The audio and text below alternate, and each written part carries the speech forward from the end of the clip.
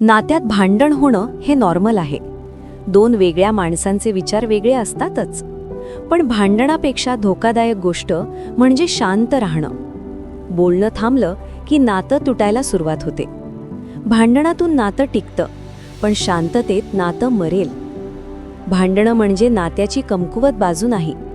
उलट जेव्हा दोन लोक भांडतात तेव्हा ते नात्यासाठी लढत आहेत याचा अर्थ असतो. कारण जिथे प्रेम नाही तिथे भांडणही नसतं, तिथे फक्त दुर्लक्ष असतं. पण शांत राहणं ते मनातली दरी वाढवतं. मनातली गोष्टी मनातच अडकतात आणि त्या गोष्टी दिवसागणिक वजनदार होत जातात. छोटासा मुद्दाही मोठा आकार घेतो, कारण त्यावर कधी बोललंच नाही. भांडण संपतं तेव्हा जेव्हा दोघेही मागे न पाहता एकमेकांकडे येतात.